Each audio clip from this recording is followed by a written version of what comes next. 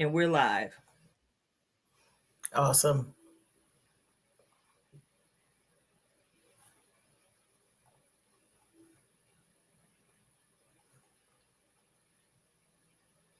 I need to be paying attention. Let me.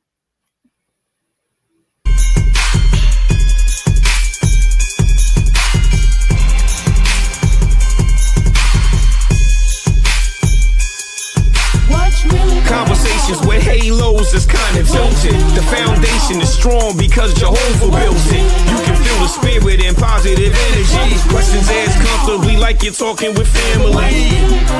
Get ready to settle in. Wait for the show to begin.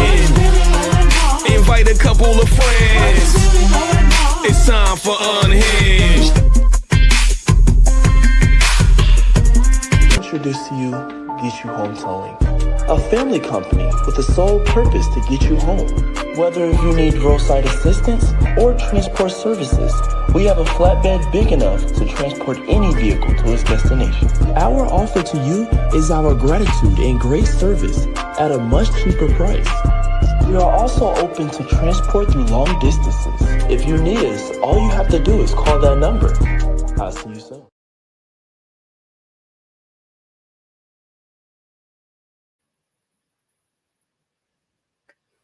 Oh, wow. Are we live, Karen? We are live. Oh, okay. Hey, y'all. How y'all doing? Y'all all right? I mean, what's really going on? Thank you so much for tuning in. You've tuned into Unhinged Live. I'm your host, Nikita Tilted Halo Hansford, and I'm sitting alongside my very good girlfriend, Karen Sims Harrell of Twisted Threads, LLC. I want to go ahead and take this opportunity to say thank you for joining us. And while I'm thanking those of you who are joining us live on this evening, I want to go ahead and say, hey, hola, how you doing? To all of our replay viewers that are going to catch the show at a later date. Listen, we've been away for a little while, relaxing, relating, and releasing, and we are so excited to come back on this evening with an amazing conversation with tonight's guest.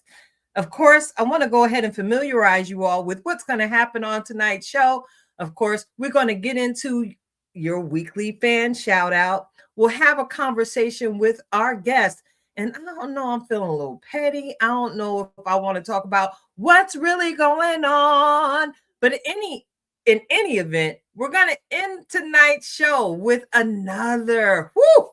I know y'all hungry in y'all spirituality-ness. Listen, we're going to end the show with a reflection of purpose from our very own in-house certified master life coach, Coach Cash, Karen Sims Harrell of Twisted Threads LLC. And of course, on that outro, I'm simply going to remind you all to just be. So let me take it back to the top of the show and say, hey, Karen, I know we talk, but I got to find out, how are you doing after surviving your version of Snowpocalypse 2026? Okay. I am surviving.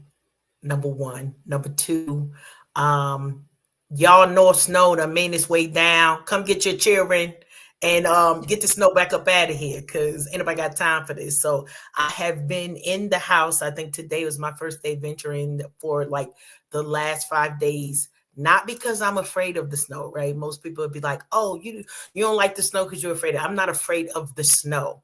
I'm afraid of all of the rest of the folks that don't know what to do when the snow get on the ground. Like, y'all lose your mind down here, down south, y'all don't know what to do when the snow hit it's actually precipitation of any kind, but specifically the snow. We done had multi-car pileups just because people was on the road when they didn't need to be, or they wanted to run to the store to get one good thing. I did all my ripping and running on Thursday and then literally stayed in the house until today. But the sun is shining. We are melting and getting out of our snowmageddon. So one fun fact, my sister is also here down south. My twin sister, Woolmate, Kimberly, shout out. She lives 1 hour away from me. I think she got 2 inches of snow. So she one of them.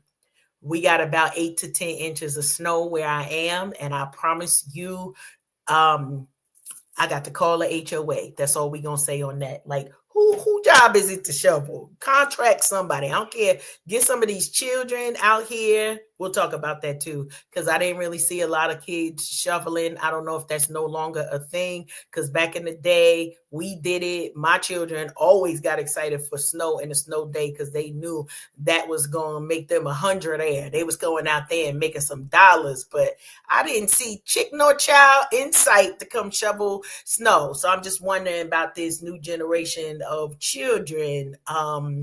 Or is it the parents? I'm not sure. I'm not blaming anybody, Tilted. I just cram to understand. I want to understand a little bit better about who is the next generation of snow blowing, money making hustlers that needed to be out here in these 8 inches of snow. So, as always, I'm grateful that we made it. Nobody's, me and the husband didn't kill each other, nor did Raymond and I. Everybody is still safe and sound.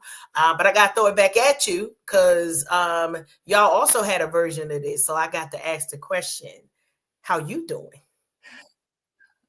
Girl, I feel like I'm in a whole black version of Frozen over here. You hear me? There are so many snow piles. I'm starting to refer to them simply as igloos. We could legitimately solve the homelessness problem. Excuse me, the problem with unhoused people in Warren County if every family on the block with the mountain of snow in front of their house because they had no place to carve out that little hole. Yes. And maybe some blankets, some canned goods that you could pop open. Somebody could really find shelter in some of these snow piles running through the Lehigh Valley. And it's been interesting because this is the first year in a long time I've heard about parking chair wars in the snow around these parks. Girl, I have seen glimpses of Silk City, USA. Shout out to Patterson, New Jersey. Where you could find a whole baby carriage in your parking spot, just so nobody takes it after you've done the hard work of shoveling. Baby, I've seen some new things out here. There's a lot of hunters. And I have seen elk ears. Listen, I could go on and on. Listen. People, try and keep it official. They got orange cones. But yeah, I'm not doing too well with the mountains of ice. I'm always scared that, I'm gonna have a Titanic moment with Luna, my car, and just scratch up. Yeah, scratch up trying to park somewhere. So I'm grateful though. I'm grateful right. that, I haven't suffered any calamity. I'm grateful that even in these close to zero temperatures, my car still starts first thing in the morning. I've talked to some people who, had to get a jump because it's been so cold, but I'm grateful. I'm grateful that the heat works in my car and the defrost works in my car. Yes, I'm grateful for my car because I wasn't involved in no pileup. I even heard today that, someone lost their windshield due to a sheet of ice sliding off one of those 18-wheelers. Yo, I'm grateful. I'm grateful to feel the cold, even though I'm making light of it. And, we could really solve the unhoused people problem by making some igloos since they refuse to move these ice blocks from my block. I love it. Yeah, making it through winter. So listen, I see we got a couple people joining us in the chat. What's up, Miss Shelby? How you doing, Queen? It's good to see you. Thank you so much for joining us. All right. Listen. All right. We've talked a little bit. Yes. And it's cold. We can't leave tonight's guest outside because, again, it's cold and she's of the chocolate melanated persuasion. We don't need our good sis to get ashy out there. Right. So I want to go ahead and get into tonight's super fan shout out. Karen. Yes. Drum roll, please. Yes, we're gonna see which one of these we doing. Every season we come up with something. Girl. There's that hi-hat that we love so much. Listen, you get a pass tonight because I promise you, StreamYard changed the whole interface while we were on hiatus. I had to figure some things out. Yeah, so pass for you, pass for Keita. So yes, lend me your ear, lend me your ear. Tonight's super fan shout out. Listen, I've been a lot of places in my space and time, and tonight's super fan shout out is a sister that I hold near and dear to my heart. Much like you and myself, Karen, she is a founding member of the Sister Friend Prayer Circle. And she too is a songbird extraordinaire. Yes, I'm actually talking about our sister friend Veronica Cummings on tonight. Yes, tonight's superfan shout out goes to our sister Veronica Cummings. I was recently placed back in her circumference because I attended a rehearsal for the upcoming production of the family reunion getting ready to happen at the Allentown Civic Theater. And when we made the initial connection on last week, listen, Veronica reminded me of something I poured into her years ago, and to see the places she has been to this date, my goodness, I am absolutely such a fan, Veronica. You are an amazing mother. You're an amazing wife. You are an amazing songbird. It is my absolute delight to make my return to the stage here in the Lehigh Valley, serving under your direction alongside our good sis Juanita Renee. Listen, Veronica, everything. You know, I gotta put a clap it up there. We got to clap it up because we've been together a long time, haven't we? Listen, Veronica, it is my great joy to see some of those words that the Lord allowed me to water you with come to manifestation, and I see you thriving in your gift. You're singing, you're directing, you're producing. And I must tell you, one of your most favorite roles that I got to see you in was when you played the crab in Little Mermaid. You did that, sister girl. I am so proud of you. You are our super fan shout out. You are an example to so many young wives, so many young creatives, to remind them that they can do it too. So I just want to say thank you. And I pray that God continues to strengthen your body and keep your body whole and healed as you continue to thrive in your purpose. You were created to create, and it is my great pleasure to be in your presence again, as we move forward in this space and time. Let's see what God does next. Do you want to add anything to that, Karen? Listen, been a fan a long time, and I'm just happy that you two get to be in the room with some other amazing personalities. I say personalities on purpose because each of you can hold your own all by yourselves. But with you getting in the room with Veronica, two things I know for sure. There's going to be a fun time. There will be love in the room. Okay, and the third, and notes will be tight. Okay. Those are the three things that I know about all of the things that you all are putting your hands to. But shout out to you, V. Just love you and your family. I got a chance to shout it out with your husband the last time I was in town as well. But to see how your beautiful family has grown and how you just have not skipped a beat, being all that God has called you to be. So I'm just a super excited big sister to be able to see. Sometimes we get to just sit back and watch God work. How about that? Like those are some of those moments, and I'm amazed at what you have said yes to and what God has done with your yes. So keep on going, sis. We rooting, we the loud ones in the top of the bleacher seats all the way. Keep going. Always. We always at the top. We always are rooting for you, sister. Love that. All right.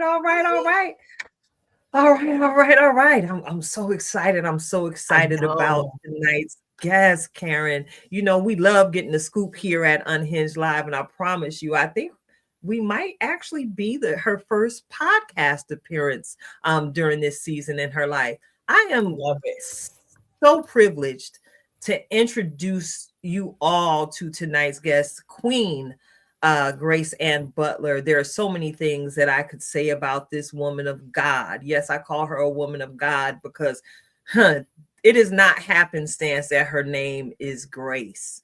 Not only is she an amazing woman, period, she will absolutely slay and burn down any runway you put her on. My sister is fierce. And she's managed to answer a call to the still small voice she heard, and she found a solution to a problem that so many people need a solution to. So before I go on and tell all her business, let us go ahead and bring tonight's guest in the room. We're gonna let her tell her business herself. Come on in the room, Grace. Come on in the room. Welcome. Thank you. I am so honored. I'm so honored and privileged to be in the company of these two women. Thank you very much. Awesome. So, GraceAnn, we know a little bit, okay? But we usually want to get into a little bit of your origin story so that you could share as much as you decide to share with our audience, as we dig into this conversation, a little bit about how it started, where are you from, what's your background, so that people can kind of connect and say, am I in that amen corner? But before we dig into all of the current business ventures, if you could just tell us a little bit where you're from, how things going, a little bit about you, family structure, those things. Thank you, ladies. Thank you, Karen. Thank you, Nikita. I appreciate the time. I am born in Jamaica, grew up in New York, finished high school in New York, and moved to Pennsylvania after my kids were born. So that's over 22 years ago. And from there, I started working with children, and I never stopped. So I realized during that process that serving children, therefore serving families, is where my heart is. If we have strong families, we have strong children. We have children who can navigate most of what life brings them if we have strong families. So my heart has been loving on, disciplining, taking care of, encouraging, supporting children, so that they can grow up and be citizens that we would want our kids to be around. Awesome. So when we left New York, it was on my heart to be where my children were when they came to Pennsylvania. And so I left pharmacy, went into education, and eventually got my degree in elementary ed. And I have not left elementary ed since. So before the pandemic, I was a substitute teacher. I did not get certified because I was torn between what was happening to children in different school districts. And my attitude and my mouth probably would get me in trouble if I became a full-fledged teacher. So I just decided to be a substitute, so that I would not get into politics of why some school districts have certain things and some do not. And so I enjoyed being a sub because I get to deal with different types of children, different levels of education, different economic structure, different family types. So I dealt with all kind of children, all kind of age group, and I fully enjoyed it. After the pandemic, I went to be a nanny. And that I enjoyed because it was with little people, 2 years and under. And that was fun because I had to be on my toes at all time. And we talked, we did all kind of fun that young kids enjoy. And then the end of October is when I went back to substitute teaching. And this is with the middle school. And I think that's definitely where my heart is, because these young people think they know everything. So we would have conversations about, no, you don't. you really don't. So we will talk, and we will go back and forth in the classroom, and they would try to tell me, and then we would have conversations. So I fully enjoy substitute teaching the age group that I'm at now. Well, the Holy Spirit spoke to me last year about what I'm doing now, what my heart decided to do, what my heart wanted to do. And I was putting it off for a while. I kept saying, I'm not ready. This is not the right time. I don't know if I can do it. I'm probably too old to be switching to anything. But then I listened and I followed, and I understood what the Holy Spirit was telling me to do, because it is serving children, it is serving families. And so I started my business called Your Wedding Nanny Care, that takes care of children who are at weddings, who are part of the wedding party, who are at just being at the wedding itself. And so that's where I am right now. And I skipped the part for my children. I have two children, Blake and Morgan. Blake is 23. He's living with us. Morgan is 22, and she's completing her last year of college at Temple. And she's doing that last semester in Japan. So right now she is getting ready to get up in the morning. It's 9:30 in the morning in Japan. So she's getting ready to go to class. She says she has an early class at 10 o'clock. So she should be up and getting ready. And I've been married to my honey bun for 25 years and a half, 25 years. Beautiful, beautiful. So many areas of wisdom. Just with the bit that you shared, I'm chuckling over here when you're like, yeah, I can't be in the classroom 100% because I'm just gonna be the entire problem. So I definitely appreciate that. Love, you know, we don't often, and I'm gonna say for me, maybe because I know Tilted, you've been in the family service area, but there's something different about the way you present what you do as a service to families, right? A lot of times we have people, well, I work with children. Do you? Because usually they will work your nerves. But what is your passion behind that? And I gotta say, just in that one line, and just kind of brought up the fact that serving families is different. It is a different call than working with family. And I imagine a different experience. What's kind of influenced your, well, I kind of know, but if you could share with our audience, what's that in your heart that says like, this is service to these families, to these children that are not all my own, but I'm taking on that responsibility.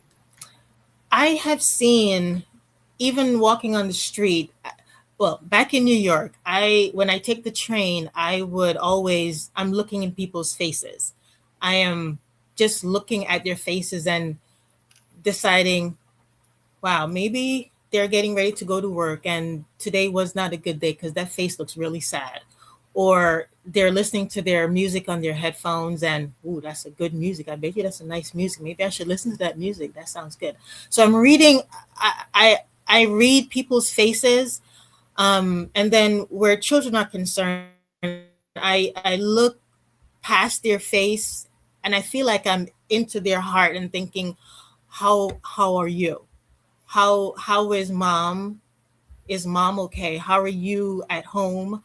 How is their dad? How is dad at home? And I feel like I am in their circle, and what it is that I can do to make them smile, because a lot of our children are just sad in their face. They are not smiling, they're not laughing like their other friends are. And I just feel like if I can have a conversation that would change a perception, like 2 days ago, one of my students said, he was talking to his friend, and I heard the conversation. he went to the back of the room to talk to one of his friends, and he came back to his seat, which is in the front of the class, and he said, I don't believe this. He gets $100 every 2 weeks for himself, and I can barely scratch $5 for a year. And that's, for him, that's really a deep feeling. This friend of his gets $100 every 2 weeks. And for him, that's crazy because he can barely find $5 for the whole year. So in my heart, I'm thinking he's comparing, but you don't know what's happening in that house. You don't understand that. You may not understand what's happening in that house. So he's getting $100, but don't compare yourself because you never know what's happening. Your walk is going to be different from his. Your life choices, your understanding of what life is going to be different from his. So don't compare yourself. I fully understand what you're saying, but you can't, because you're going to drive yourself crazy. You're going to make yourself miserable. I don't know if he got it because he was only 15 years old. He probably didn't get it, but I when they say certain things, somehow I feel it, and I try to say words to them that will help them understand that understanding where you are is where you should be. Don't try to be elsewhere and try to take on other people's things. So I think I want to serve children, serve families in a way that will interrupt their consciousness of themselves. They're capable, they're strong, they're able to do the work, they're able to understand when an adult gives them a direction. They don't want to do it, but that's how it is. If an adult give you a direction, if adult says, please do this, I don't understand why I'm hearing your mouth about you don't want to do it. So helping them to understand that the world, the life does not revolve around you. You have to figure out what I'm saying to you and follow my instructions with as little talkback as possible. And helping them to understand the world is going to be as it is. So they have to try and fit in to what life is saying to them, but have their own identity and not talk themselves out of what they're supposed to be. Because it's rough for a lot of our kids. It's very rough just by looking at them, sneaking a peek in their conversations. It's very rough for a lot of them. So, it's heartbreaking to hear some of these conversations, and enlightening also to hear other conversations. So I gravitate between minding my business, but also encouraging as much as I can. Now, Grace, you've been in the field of education for quite some time. And, you brought us to this conversation about the children needing to be mindful of how they respond to authority figures. In your years of experience, was there any particular point in time where you noticed that the children became more challenging towards authority in the classroom or educational setting?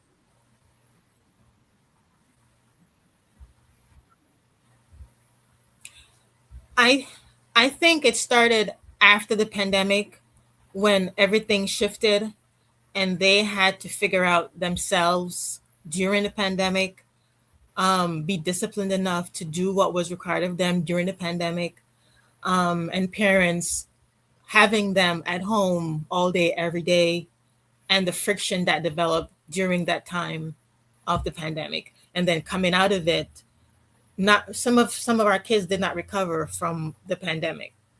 Some of them are still feeling the effects of all the changes that they went through during the pandemic.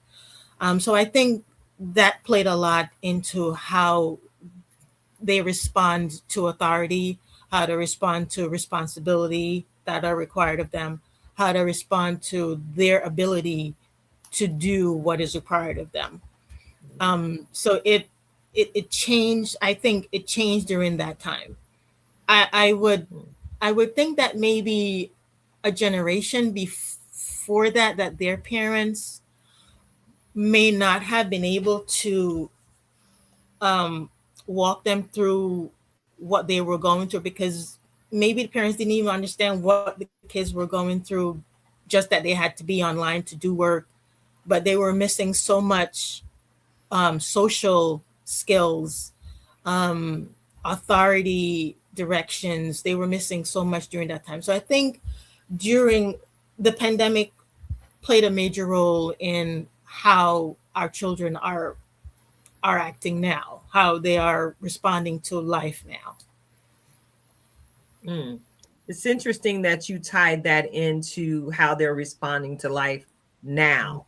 And you're currently in the classroom daily with these children in this current political climate. Have you heard any of them express how they're feeling about what's going on around them? They have not. I have not heard anything that would cause me to have a conversation with them. One of our youngsters said to one of his friends, if you don't stop something they were talking about, and if you don't stop doing it, I'm going to get you deported. And I had to pull him to the side in a hurry and say, do you understand what you just said? Yeah. Do you realize what you just said? In this climate, you cannot play with those words, because for some people it's a very sensitive word. You cannot play. And he looked at me and he said, Mrs. Butler, I'm so sorry. I was just playing. I understand you were playing, but you can't. You got to let it come to your head, but not out your mouth. Certain things you have to hold on to it, because it's sensitive for a lot of people. So you have to be careful. So they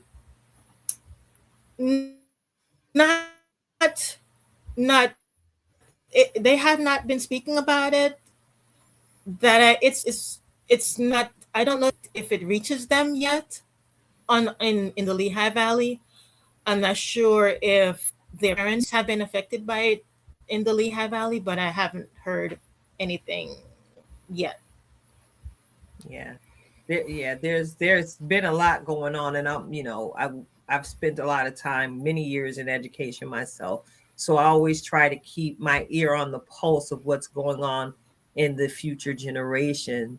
Thank you so much for speaking to that question. Now, as you started your nanny business, were there any particular procedural things you needed to complete in order to go ahead and get established? Of course, we already know you safe to work with the kids because you're in the classroom with the babies every single day. But was there any particular curriculum that you needed to complete before you could go say, hey, I'm the LLC nanny? I had my clearances because I work in the school district. So I did not need to have my clearances. I'm CPR certified. I have my master's in elementary ed. So I didn't need much to get started. I just had to make sure that whatever license I needed, which I did not need a license actually, just to get the LLC completed, done, taken care of. So no, I didn't really need any particular training to get started, because I was a nanny. I'm still in the field of education, still in the field of taking care of children, hanging out with children, loving on children, giving them hugs, high fives, fist bumps. And that was pretty much what I needed. I didn't really need a lot of paperwork that said I'm a wedding nanny. All right, cool. So I love that. That reminds me, that whole stay ready so you don't have to get ready. That's what I heard. I heard you was ready the whole time. So that's one of my favorite lines over here. So you don't have to get ready. But what was the thing for you, GraceAnn, that said, and now is the time? Because I imagine you've probably gone to weddings, you've probably been in the presence of children, like, ooh, if I could just spend an hour, or I know I could help them out. What was the if there was an event or something that happened that said, okay, and now is the time we're going to push this forward?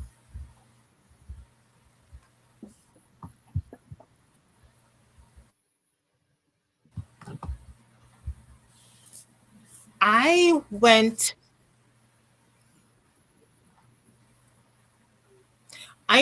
to a wedding in the summer, late summer. And she was a friend of mine. She had two little ones, 6 and 7, who she wanted to be a part of the wedding. But she did not have someone to take care of them. Even so she had, even though she had her bridesmaids, she had a maid of honor, she did not have someone in particular to guide them to where she wanted them to be at a certain time of the ceremony. And even though she was standing, she looked gorgeous, she looked beautiful, she looked happy. I could see in her face that she's a little stressed because these little ones are taking way too long to walk down this aisle. Like I told them, we practiced this like 600 times. And I could tell that she was a little stressed, and her face was saying, "Come on," and they took their little time to walk that. So it occurred to me at that time, and there were previous times when I went to weddings and children were involved and who were part of the wedding party. They want their children to be a part of it, but there's the attention span of little people. You know, you can't tell them to let's go and expect them to move right away. So it's been something that I've thought about for a while, since being a part of a couple of weddings or attending a couple of weddings, and seeing the stress that it will cause the moms, especially the bride, who wants their little ones to be part of it. But because there's so much involved for the little one to walk, and if the wedding planner is not available to help, or there's somebody who is not designated to help them, then mom is really stressed. And then even after the ceremony, going into the reception or the cocktail hour, if mom or an adult who is already dancing, already enjoying themselves, they have to leave what they're doing in order to take care of what's happening with the little people. So that's kind of where it was birthed. And that's why I started it. That's awesome. Where it is now for me. Yeah, appreciate that. Yes. To the question from you, I don't want to hug all the time. No, we shared.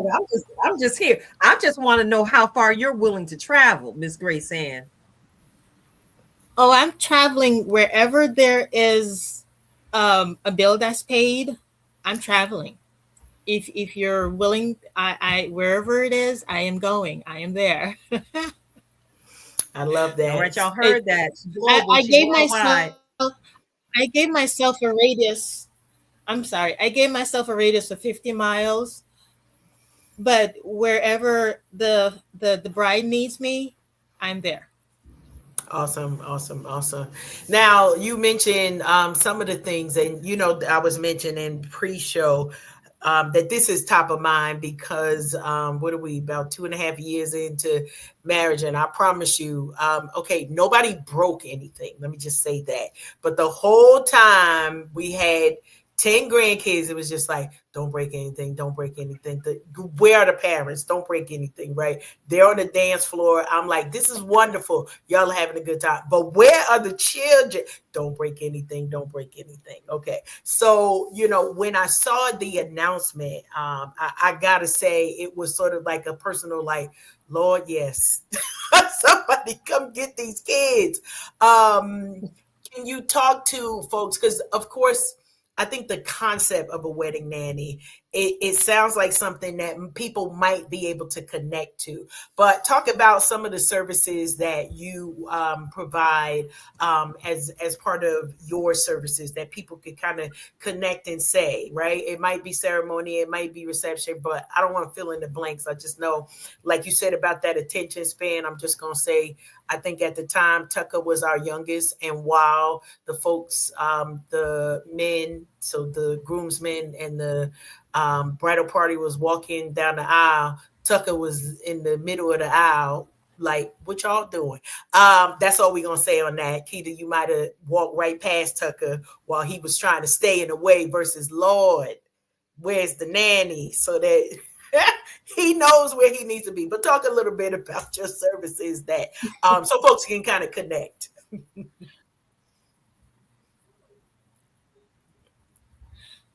I offer based on age, based on package. Based on age, based on the number of children. There are different packages of service. If it's a 2-hour wedding versus a 4-hour wedding or a 6-hour wedding. All the activities that I have for them is based on their age group. Some families may not want anything too extravagant, so they just want them to rest, eat something, watch TV, and rest. Perfectly fine. If they want something added and to keep them busy, to keep them entertained, just like everybody else is being entertained, so why not have the babies entertained?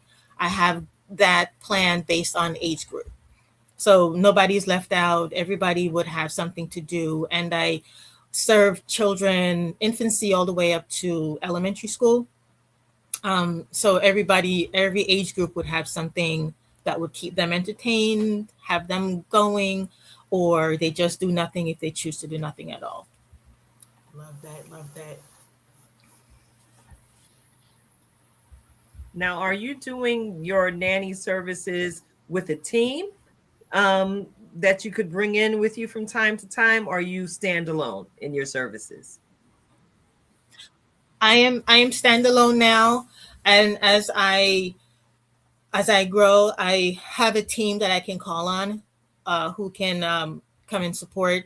But right now, it's just me who is getting it ready, getting it started. Yes. Well, I happen to believe that you are more than enough, but I'm a little partial. I'm a fan. Thank you. So listen, speaking of me being a fan, I got to turn the conversation, all right, to the fact that, as I mentioned during your intro, you are a fabulous runway model as well. So while you're offering your nanny services at the different wedding events, the person who choose to hire you for your service, they got to know you're going to look fabulous, darling, while you're looking after their little ones. I'm curious to know how long you've actually been a model, because you are runway royalty. You've been officially crowned here in the Lehigh Valley. How long have you been a model? I started modeling before my kids were born, so about 22 years now. Mm-hmm. And the funny way how it started, it's just crazy. Please share. So I am an introvert, full introvert, but I decided I needed a way to get myself that. So during college, I told I had to figure out a way how to not be an introvert. I could not look people dead in the eye. I could not have a full conversation without looking around on the floor and places around. So I searched online for fashion designers that were in New York who was doing his thing. And I called this gentleman, his name was Fashion, in Lower Manhattan. And I asked him, do you need a model? I never did a show. I never did anything on runway before. And he said, of course, absolutely. Come to my practice, my rehearsal on a Friday night, he said, and let's see where it goes from there. And that's when it started. I started walking a runway just to get myself out of being shy. And it started then. And I love it ever since. That's my favorite thing to do. And then the kids will come next. I love that. So for those of you who've never seen GraceAnn, literally Grace the Runway. So name says it all. It's more than beauty and brains, right? You command the runway. Like, so I'm chuckling over here as you're like, well, this is my way to kind of get out there because, you know, I'm an introvert. That goes away. I have watched you walk a runway and it is such a presence that you have. It's like, oh, literally that's the response. Like mouth shut, like, oh, okay, giving it to the people, no matter what you were wearing. Like, so I'm always in awe of when folks kind of tell their story. But I promise you, 22 years later, plus you are a force on the runway and definitely command. You are very loud. That's all I'm gonna say for that. And you make the rest of us quiet when you are walking that runway. So super excited about that part, right? And to keep hold of those things that we are passionate about because, you know, we're wives, we're mothers, we're sisters, we're friends, we are community members, and all of that, right, takes up so much time with outward things. It's so wonderful to hear us as women say, and this one is mine, this one is for me. How do you keep the timing, or I would say the time management for knowing when to say yes to those things that you're passionate about? I speak to my husband first. Do we have plans for next Tuesday? Do we have plans for next Saturday? If he has plans, then I'm going to have to rearrange that schedule. But usually I consult with him first, and everything else will just kind of fall into place. I usually make a big dinner on Sunday, so I'm not cooking anything for anybody until about Wednesday. So y'all have food to eat. And then I make sure my husband is set, and then I will put things into baskets when I can. Love that.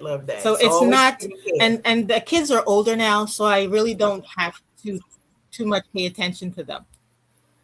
Yeah. That's amazing. And another time we'll have to talk about your daughter's experience in Japan, because I can imagine how exciting that is, for her to be finishing her education over there, but all of the lessons that kind of culminate all together. I really want to know the mommy moments. You know, mommy said I would. So love that.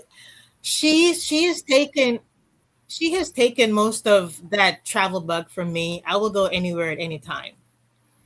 Her dad, on the other hand, was saying that he needs to pack a suitcase so that he can chaperone.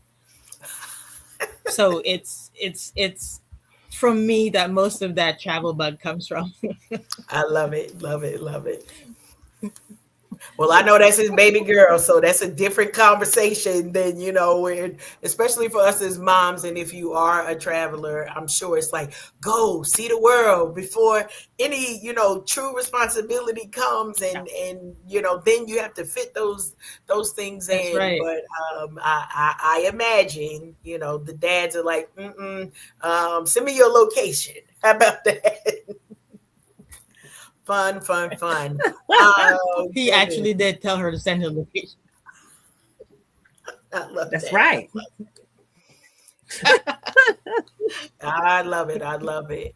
Well, I wanted to share just a little bit, right? So I already we have have location. I know where she is wherever she goes. I know. awesome, good stuff. I love that you continue to keep the family at the Got my forefront of IG. all of the things that you're doing. And as always, we try to do our best so that folks know how they can connect with you. What are the things that if folks have questions that they can reach out to you and be able just to make sure that we are supporting you in your ventures, supporting you in the things that you're doing, but also connecting with our audience, because we know, one, that your services are out here, that your personality and even your family background is just bringing some amazing things to the community. So super excited about that. Tilted, before we transition, Thank you. in any questions? No, For no, no, no, no. you, I'm pretty good. Yeah, good. So now, GraceAnn, Pretty what's the good. best way for people to get in contact with you or to connect with you and your services? Or if they might have a runway that they want you to burn up. Okay, I'll put that out there too. I can do that. I can do that. No problem. Your wedding nanny care at Gmail, your wedding nanny.care@gmail.com is my email. At for a nanny, for a wedding nanny, for a wedding nanny is my Instagram handle. And the phone number 610-290-5029. Awesome. That's right, y'all. Clock it, because this wedding season is upon us, and you never know who might be seeking out your services. So thank you so much, Grace, for joining us. Thank you, guys. Are you gonna be hanging out with us for the rest of the show? I am. Oh, awesome. I am. All right. So Karen, and big ups to Miss Veronica. Big ups to Miss Veronica, super fan. Love that girl too. Isn't she precious? Love her. Professional and smart and talented. Love her. And we'll also occasionally slay a runway while she's singing. Oh, yes, she does. Yes, she does. Woo! Whatever. That's our sister. That's our sister. So, Karen, I don't know. Don't know if I should go merrily down the stream. We could listen. What do we say? One thing doesn't change. It's our show. Well, I do my best not to be too much of a rabble rouser around these parts, but I got a feeling we got to get into a little bit of what's really going on. Hey. What's really going on? What's really going on? What's really going on? What's really going on? On and on and on and on and on. On and on and on. On and on and on. Listen. I had to put that out there, that I do my best not to be too much of a rabble rouser, but we have reached a point in time, especially here in this country, where we actually have to do something. Does that make any sense?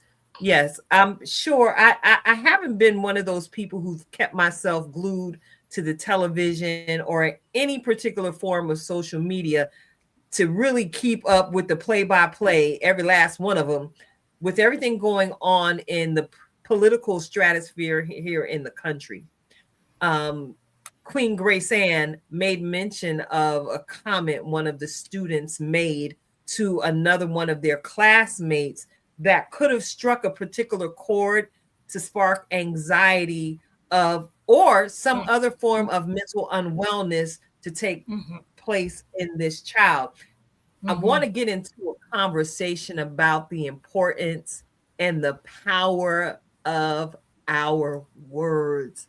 You know, many of us grew up under the teaching that sticks and stones might break my bones, but words can never hurt me.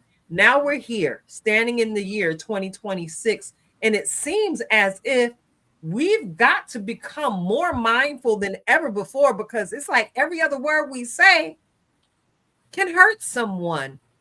I even made the faux pas earlier in the conversation with my certain level of professional training. I know better than to use the word homeless at this time. The vernacular has changed to unhoused, to be a bit more respectful to people in their particular station in life. But for the grace of God, there go I, me, you, and you. So I want to bring it into what's really going on and what we are actually doing when we open our mouths and engage in so many conversations that kind of eke of negativity when we speak about what's going on in the political environment. How can we, as points of light, y'all know we let a Lord over here, and we're going to let our little light shine wherever we might stand. So how can we, as points of light, become more instrumental in making sure that people know that they are loved, safe, and accepted? What's really going on?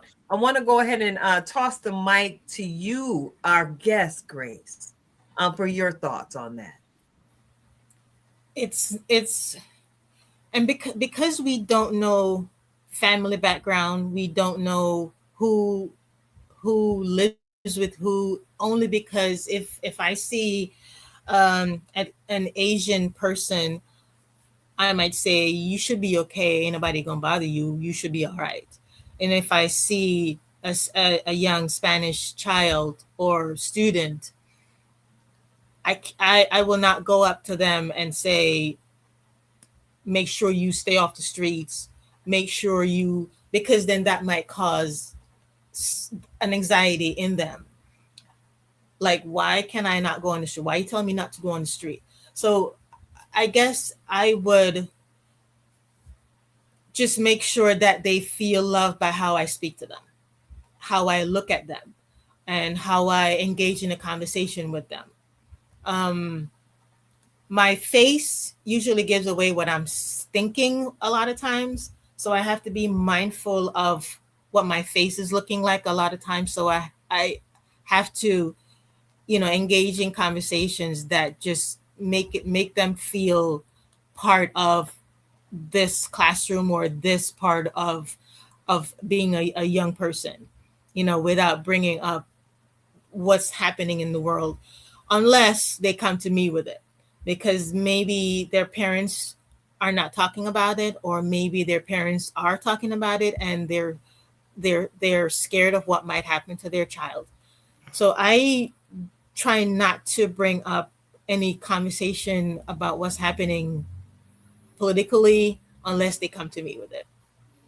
And then even when we have that conversation, I kind of have to tiptoe around it so that it doesn't affect them. Whatever I say to them does not affect them in a negative way, so that they would become scared or start thinking something might happen to me because I'm brown skinned. Good stuff. Good stuff. Karen. I love that, and I'm one of those who is sort of like, how can we focus on reminding our children, reminding our families, because some of this is number one, parenting in 2026. Y'all can have it. I am grateful. I'm so grateful every single day that I get to be a supporting character in the lives of grandchildren and children, because I don't think that I'm always equipped with the answer, but we we're equipped to be able to give love, right? I think a lot of times one of the things that I try to focus on specifically with my grandchildren is just to give them the confidence of being loved, right? We can't change all the things that's happening in the world. And my range for grandkids is literally, what is Peyton, 9 months to 18 years. And so even at that, the older ones don't always understand what's going on, but we understand kindness, right? We understand what it means to bring kindness to families, to bring to children, and reminding our children of what's appropriate, right? Because a lot of times when we hear those remarks, right, the first thing in our mind, often, because we know it has to come from somewhere, is what is the environment that those children are around, that they believe that is acceptable language, acceptable behavior. And a lot of times we teach our children, keep your hands to yourself, right? All of us have told our kids, grandkids, nieces, nephews, cousins, and the people up the road, keep your hands to yourself. But we don't always teach them how to be kind with their words. And I think that that's something that's needed in this time, but we have to start with the adults, right? Because our children are a reflection of the environments that we create for them, right? Not getting deep, but when my grands come over here, it's all about love. It's about a lot of fun. They're gonna get some. Well, the first lesson: don't break none of my stuff. I'm not putting it up, but don't break my stuff. Why? Because there's some lessons in that they have to understand, right? How to respect what's mine, but also how to respect themselves in the spaces where we're not always able to come alongside them in. And so that's kind of my biggest thing, is how can we showcase love and don't shy away from the questions, right? Many of our kids may not ask questions, but they are surely being influenced by the TikToks, by the internets, by all of the reels and the scrolling that they're doing, it always makes me laugh, tilted, when parents are like, I don't know where they got that from. Well, unless you live in a compound where these kids are never leaving, you went to the grocery store, you went to the barbershop, you went to the gas station, you went somewhere, they went to school. You went somewhere where you were not in charge of the decisions that they are making, but you are impacted by what has influenced them. And so just y'all already knew what the answer was going to be. Love on these babies, because the world is difficult. And many of us as adults don't know how to navigate. And a lot of times we struggle, and then our kids see us struggle, but we don't often give them the gift of transparency to let them know why the struggle is happening. I ain't saying tell them everything, but give them enough information to not cause fear to be the driving point. So if they just know, hey, listen, I'm just having a challenging day at work, or we know this is happening, because different regions right now are dealing with different things. Equip yourself with the knowledge, but make sure your first weapon is love, and share it. That's it. I know that sound corny, but it's just so needed, tilted. You know me, I'm a big old mush. Real. But it's real. No, it is very real. About a week or so ago, while I was sitting in here listening to my music, it just hit me. I was listening to Music Soul Child, and one of his songs is Love. And the one verse I actually posted, it was like, wow, was the Lord talking through you prophetically? Music, love. So many people use your name in vain. Do people really understand and what love and who love really is? It's absolutely appropriate that we landed here talking about love, because a lot of what we see as the adults that have the responsibility to pay attention to this stuff a little bit, at least, we see that a lot of these things are being done in the name of love. So many people equate the basis, the foundation of all of this, such and such that's going on in the world, with a certain facet of Christianity.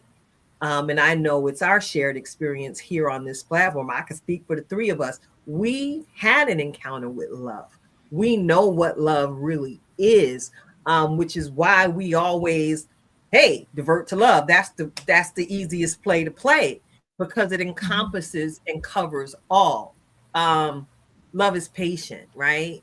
So we could be points of light as we travel hitherto and fro by being patient with the strangers that we encounter. Like you said, Grace, you read faces, and I read faces. I read energy, and I'm always ready to counteract what I feel coming from you. So if I see a sister, say for instance, because I work part-time in a grocery store, I see a sister and she looks so tired. She done worked all day and she had the self-checkout line and the thing is saying, please wait for assistance. I picked up her energy before I get to it. So when I go over there, hey, I really like your blouse. Yeah. Yep. And I watched the face light up. That's it. That's it. This is not on this. I thought this was on sale. Well, do you have your discount card? No, I don't. If I can confirm it, let me go ahead and give you this discount. It's not, everybody needs to feel seen in a loving way. So we talked about love being patient, right? Love is kind. How do you remain kind when someone isn't being kind to you?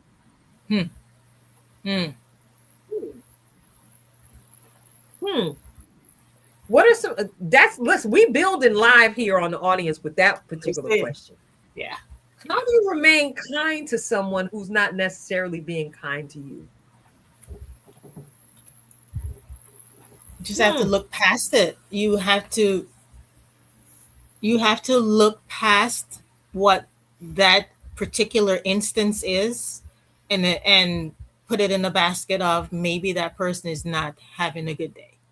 Because back in New York, if you're not being kind to me, you're going to know it in a second.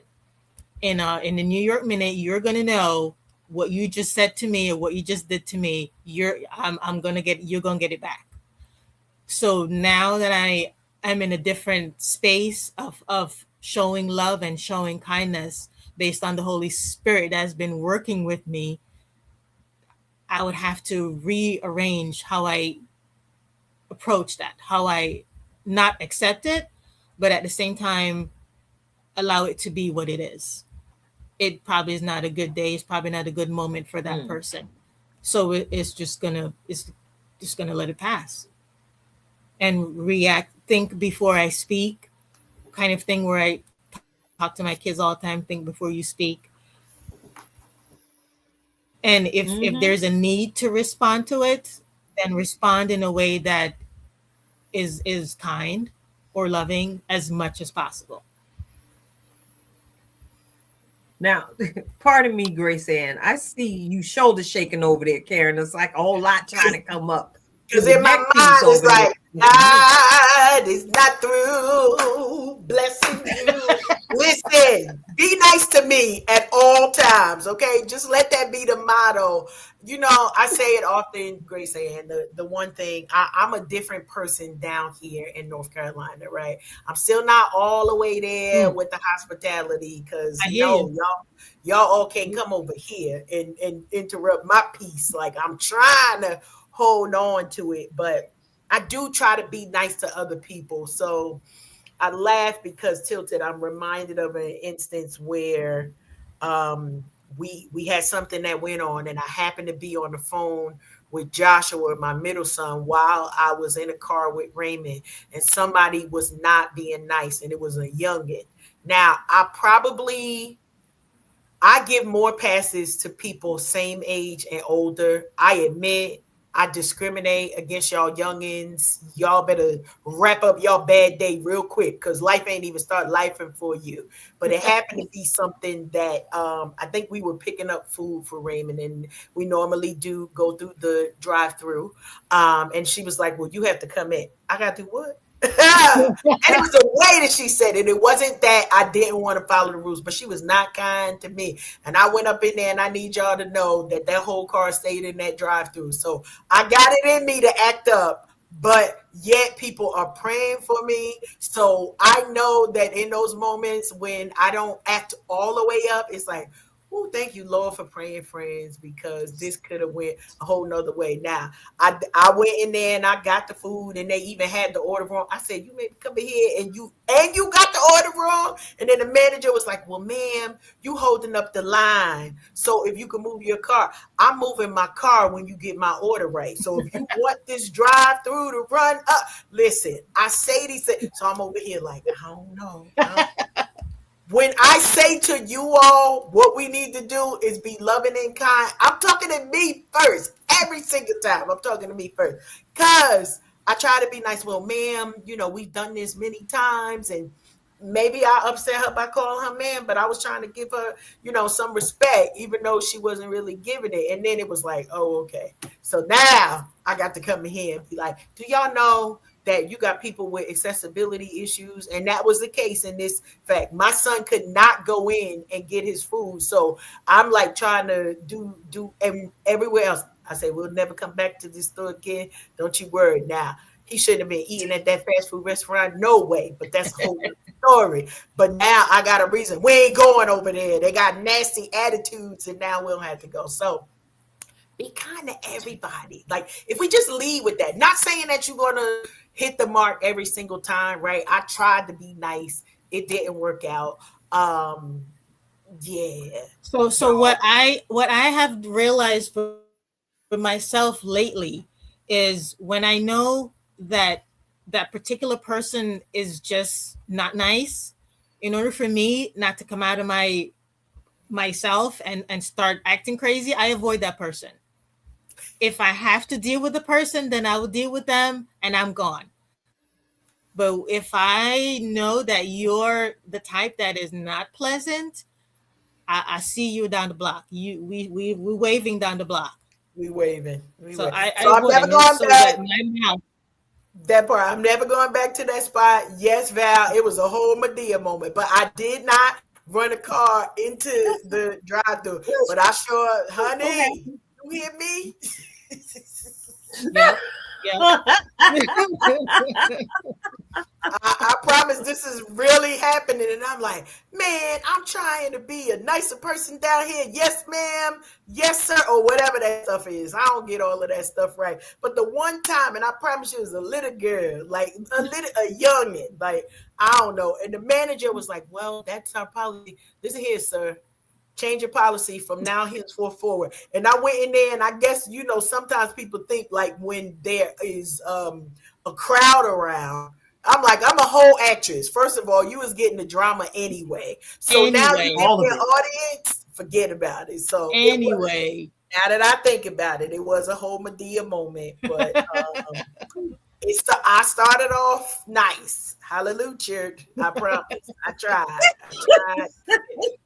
tried, but we ain't going there no more. And then we went to another chain of that particular restaurant, and we went into the drive-thru, and the people were pleasant, and they were surprised because I just said, thank you for your kindness. And they were like, it's okay. Like, we ain't do nothing. This is what they pay us for. Trust me. It's a difference. So thank you so much for being kind in your service and, all of those things. Yeah, so, there is a difference. There is a difference. I tried to be making y'all proud out here, but then, the youngins, I'm like, dude, maybe if you see me, you'll treat me different. Because maybe over the speaker, I sound like a youngin. Maybe I sound different. But if you see me face to face, I'm not asking you to be scared, but show some respect to, That's right. The newsflash, we're the elders now. That's right. We're the elders.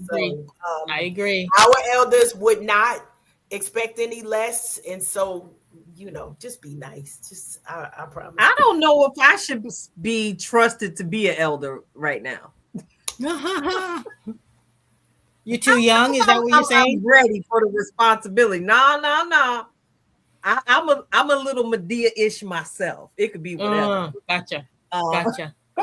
So, I'm feeling like Bam in these days sometimes. So somebody got to be Medea, but somebody got to be Bam as well, But we figure it out. You can be Medea, You could be Medea and I could be Bam because I'm more chocolate like Bam. So Okay.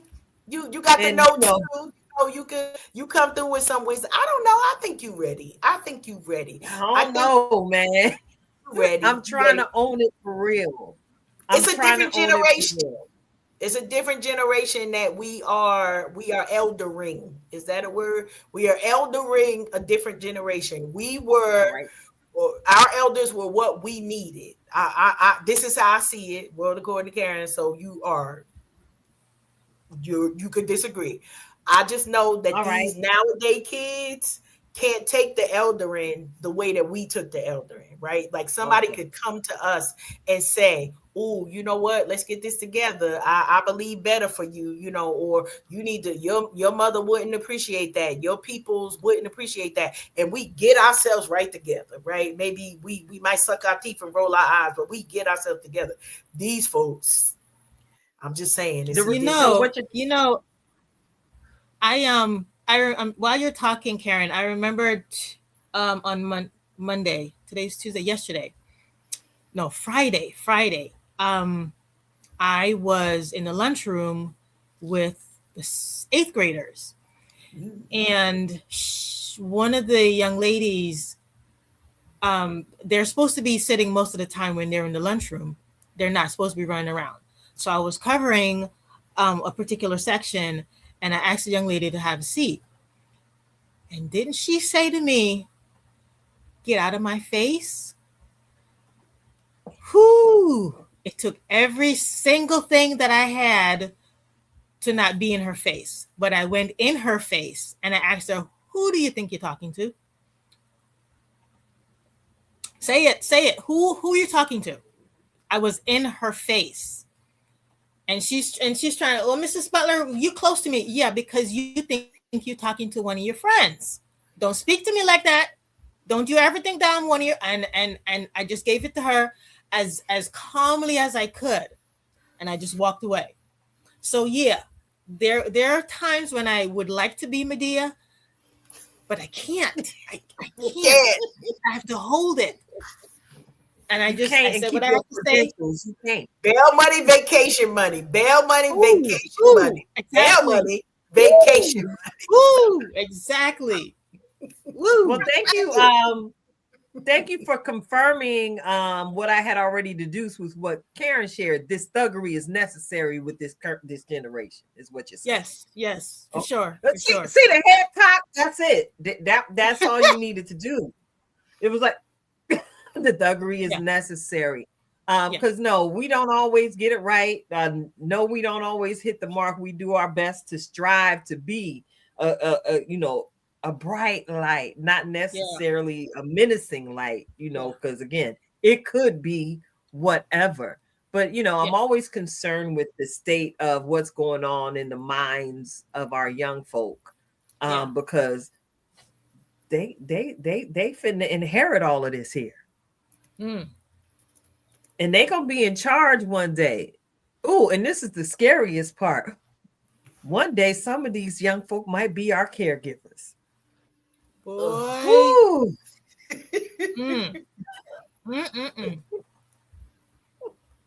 So how we treat these young folk today, Erykah Badu said it. I'm planting seeds, so I reaps what I sow.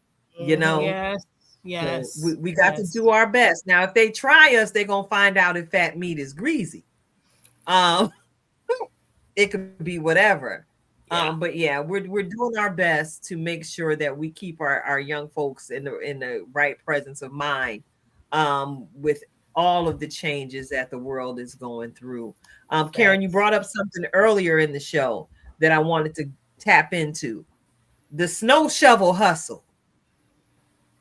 With everything going on in the world, tonight's guest, Grace, you're here because you decided to go ahead and take a leap into purpose and start your business. But remember when we had our own little businesses on the block? The young men would walk around with shovels all day. It didn't matter how cold it was, with a shovel, knocking on doors to see if they can make $1 or $2 or 15 or 20. In the summer months, was I the only one who hustled candy? in the icy cups on the block. Let's talk about youth entrepreneurship, because that's what it was. We were some entrepreneurs before we knew what an LLC was. Hustler. What are some of those old school hustles that you might suggest to one of the youngins in your family? Snow shoveling is one. We got the lemonade. We got the lemonade. We got the lemonade. Lemonade. My kids What did else that. would you do? Okay, listen. Y'all know I have birthed 5 amazing characters, all right?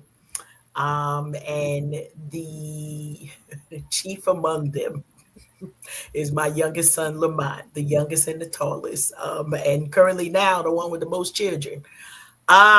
He used to sell rubber bands at school. Rubber bands.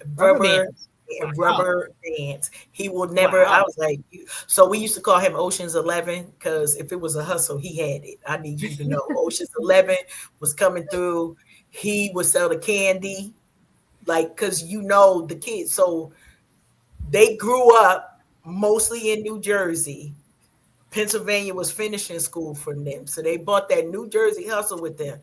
They would buy the now laters and sell the now laters to the kids at the school, one now or later at a time. Okay, one, not the pack that you got. One at a time, you get one. You got a pack of Lifesavers, they would sell them one at a time. They would sell the rubber band. I'm telling you, my kids, I would have to staple stuff down because if it was sell above, they was not selling a pack. You wasn't getting no pack of Twinkies. You getting one Twink, okay? And somebody getting to eat. So I would just have to say, please, stop hustling these kids, because the kids, similar to that statement that you made earlier, GraceAnn, in reference to the kid getting $20 a week. Well, they was the ones who got $5 a month, but that's how they made do. Oh, you want these now later? The now later is 10 cents for now and 20 cents for later, because they believed in inflation too. So I would have to pat them down like these kids. They oh, little tink. These are true stories, okay? I'm not making none of this stuff up. So rubber bands was always my thing, because couldn't you get them for free? Why you paying somebody for a rubber band? And my son would tell me, don't knock my hustle. Oh. Okay. And I know that did nothing for you, Tilted, but make you more impressed with them cheering you call family. That's all I'm saying. And did. How much? I'm curious. How much was he selling these rubber bands for, Karen? Rubber bands was anywhere between 15 and 25 cents per rubber band, and he had a ball like this big of rubber bands that he would just get from like the mailman or whatever. I don't even know where. I didn't buy one rubber band. Okay, so he took something that he got for free and made money with it. I was like, hustle. If they gonna buy a rubber band, I'm gonna shut up, because what we doing? See, Auntie is there. Hustling. They couldn't wait to go visit Nanny and Poppy, because Nanny and Poppy was in Jersey, and the candy they would buy now latest was 25 cents. They would make like $1.50 off of the now later pack. Them kids, that's all. I always thought it was just because they loved the family and they wanted to go see the family. They was restocking. Like, we got to restock. Use your powers for good. That's all I tell them. Use your powers for good. We try and teach these young folk to go ahead and just use your powers for good. Oh my goodness. But they use it for good enough to make them more money than what they had. They had a hustle. A hustle from the beginning of time. Come on now. From the beginning. Right. Now look at them. Now all of them still got a hustle. They do. Now that they're grown. I just have to remind them, because now their children It's the next generation of hustle. So don't get all, extra sanctified and holy like you wasn't out here hustling. This is the next generation. And as Mimi, I'm going to let them know you could do that, but you should also talk to mom and dad about how to diversify your portfolio. That's what we're going to call it now. Diversify your portfolio. Portfolio, Ganny. I can hear him Yes. Yes. Do something with that money. Right. Honey, when the best lesson response so far was when Melinda was probably 7, and I told her about the work of being a landlord. I said people will pay you to live in your house. She was like, "What?" We'll talk, girl. Don't worry about it. Mimi got you. Somebody else gonna teach them something else, but I'm gonna teach them that game right there. They will pay you to live in your house, okay? And then you take that money and pay your own rent. Okay, there we go. Somewhere else. Or your own mortgage. God is great. God is great. The generational hustles. It's in their blood. It's in all of our blood.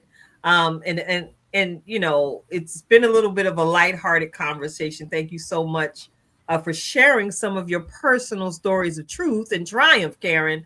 But that lends to what everybody should be looking into in today's day and time. You got something on the inside of you that hasn't yet been revealed that could actually put a couple dollars in your pocket. I think, and I've often been told that I have a nice tonation to my voice. So that opened the door to go ahead and start a podcast as a hustle, so to speak. I can also hustle my voice to do some voiceovers, read some audio books, get paid. I know how to sing, so I could use my voice to get singing every now and again. I do make a little coin singing a song for somebody. But now is the season of innovation. So maybe, just maybe, someone in the listening audience might have a dream or a past vision that they put on the shelf. I would invite you to go ahead and pick that thing up, because if you took nothing from our conversation about hustles that we would reintroduce tonight, you see the joy that came from just remembering how it started and how it is now going. Now, I got to tell on the child that Karen was talking about with the rubber band hustle. Was that my baby Josh? It was not. It was not Joshua. That was Lamont. That was Lamont. Well, there it is. Mr. Big Baller Shot Caller right now. I promise you, he's having children to diversify his portfolio. I don't think for a moment that he has not already done sat down and started showing them what a spreadsheet looks like.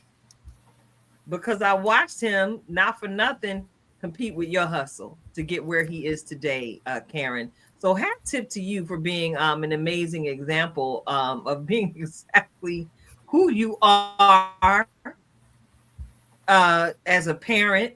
Because, hey, that's some good oil. It fell on some good ground, and the evidence is in your children. I'm such a fan. So listen. I'm looking. We've been talking. We've been kikiing. But I need my nourishment because, I posted a couple about a week or so ago. Some of God's children was doing the absolute most, and I needed all the grace in the world not to on them. So I need you all to get ready. Lend me your ear, friends, and Unhinged Live family. Get ready to receive this week's dose. It's been a long time. I'm parched, Lord, in my soul. Get ready to receive this week's Reflection of Purpose, brought to you by our very own in-house master life coach. She's certified in so many different things, y'all. Coach Cash of Twisted Threads LLC. Coach Cash, take it away, sis. Listen, normally I have a lot of different things that it's like, which one? But this is a message that has been kind of circling around that I want to remind us today. So y'all know I always come with a title, right? Coach Cash coming at you. Today's title, review the tapes. review the tapes.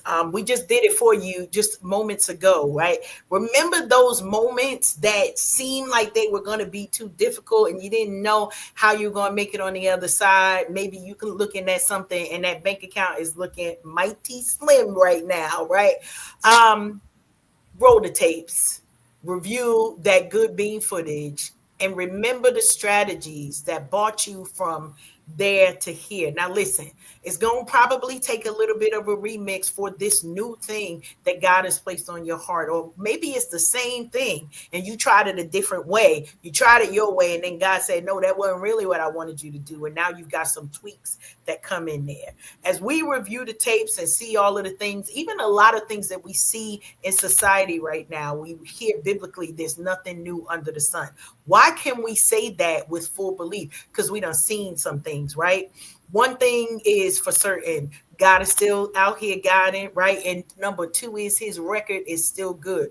I want to remind you that as you review those tapes, you are reviewing from a place of experience. So maybe you started a business years ago. Honey, the current president done started 15 business and failed at 15 of them. And here we still are. I don't even understand why you sitting somewhere diminishing your gift. Ma'am, sir, I want to remind you that thing that you just find some love and some joy in, sit with it for a little while, right? See what God elevates it into, and then send it out into earth, right? We were talking about how this all began. Well, in 2017, I think that was the year, I started videos called The Adoption. And it was the adoption of me getting a new daughter-in-law when I just felt like, I was like, Lord, I barely survived these children. What you sending more for? And then more came, and then more came. And that family of 5 is now kind of breaching on. We almost a family of 20 now. I don't know where these people are coming from. I also don't know where they're going to sleep if they try to come to my house. That's another story. We're in 2026. Life is different for us, and we're seeing different things around the world. But I remind you, review the tapes and you will find love there. Review the tapes and you will find laughter there. Review the tapes. You will find the medicine that you've been praying and longing for in your life. I didn't come on here to preach, but listen, if the words hit you, let them get all the way down like salve into your spirit and your soul. What the world needs now, we will always say, right, is love. We need love. But there's also a benefit, right, for us knowing that there are people who need us and there are people that we need. Don't let anybody steal that gift that you have that allows you to be reminded and fortified and confident in the fact that your life matters to you. First, it should, but if it don't matter to you, know one thing for sure. Here at Unhinged, we love y'all. We're excited about being connected to y'all. We want to share your stories with our platform. We want to share what is in your rewinded tapes. When you rewind those tapes and think about what messages God has given to you, what things he's fortified you in, and now you're ready to release it. Listen, DMing us, don't come in our DMs with nothing crazy. Okay, don't do that. But get connected with us so that we can, similar to what we've done tonight in our season opener, to share more what it is that we have. Listen, as always, Reflections of Purpose, we coming with you. I think I'm done tilted. You know, I'm waiting like, Lord, was that it? That was it for me. So make sure y'all multiply. That was the morsel tonight. Don't get too full. That was clockable. Yeah. That was all the way clockable. I needed that. And listen, I'm looking at the clock, and we're doing pretty well on time. And I got to go ahead and lean into the outro. But before I do that, GraceAnn, thank you so much for hanging out with us on tonight. I really appreciate you. You are an absolute joy, not only in person, but even on, girl, you're doing it on screen. You never know where tonight's experience might take you. Now, before I get into our outro, do you have any last words of encouragement to share with our listening audience? It doesn't matter how old you are. It doesn't matter how long it's been sitting on the shelf, Coach Karen said. It doesn't matter how long. Go get it and go and put it back, dust it off, go get it, put it back. Because that was my conversation with myself. I'm too old for this. I ain't got time for all this. So it doesn't matter. Age is not nothing but a number. The Holy Spirit gave that to you for a reason.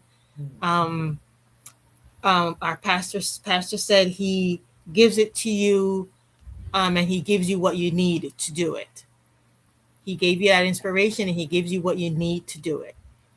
So just hold on, get that Holy Spirit into whatever the plan is, pray about it, and do it.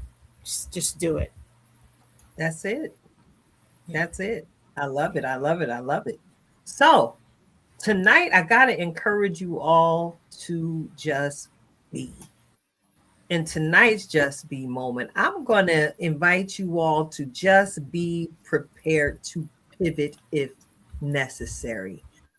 You've heard the excitement-filled stories from both of these beautiful queens here on tonight about different pieces of their journey that brought them to business spaces where they stand today. And I can only imagine it was because they were looking to satisfy something, that yearning, that longing, and that knowing that is within them. I would invite you to be prepared to pivot in your purpose.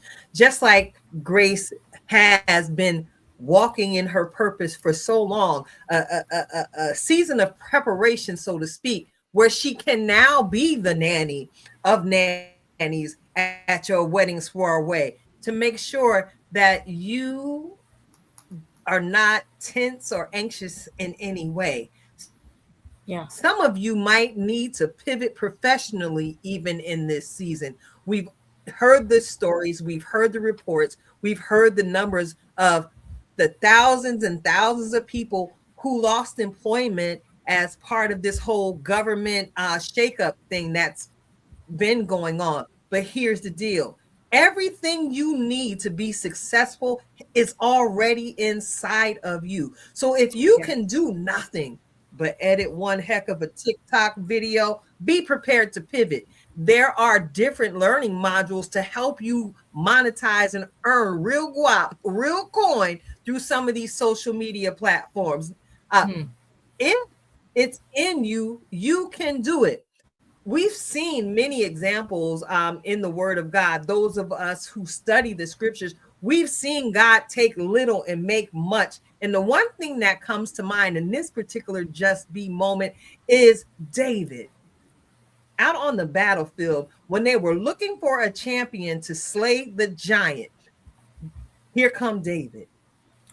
After Goliath has had it out with all of the most powerful men on that side of the kingdom. But here come little David.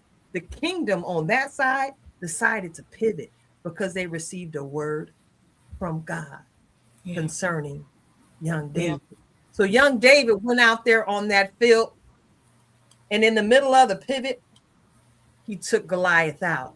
So your Goliath today could be a financial concern. Be prepared to pivot. Your concern, your Goliath today might just be an ailment or an issue of the heart. Be prepared to pivot and remind yourself of everything that you know to be love, and be that thing towards yourself.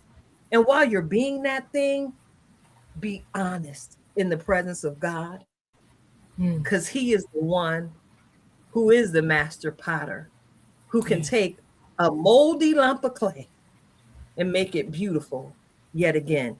Be prepared to pivot. It's your girl, Tilted Halo, sitting alongside our good girlfriend, Karen Sims Harrell of Twisted Threads, LLC, sitting in with our lovely guest tonight, Sister GraceAnn Butler. Thank you so much, sis, for staying here with us. And thank you to each and every one of you in our audience. We look forward to this season, baby, because guess what? We've been to pivot. Right in front of your face. So hang on for the ride. It's a joy tsunami. We are unhinged. And Karen, I think that's a wrap. Until next week, y'all. Love it. We out. I love it. I love it.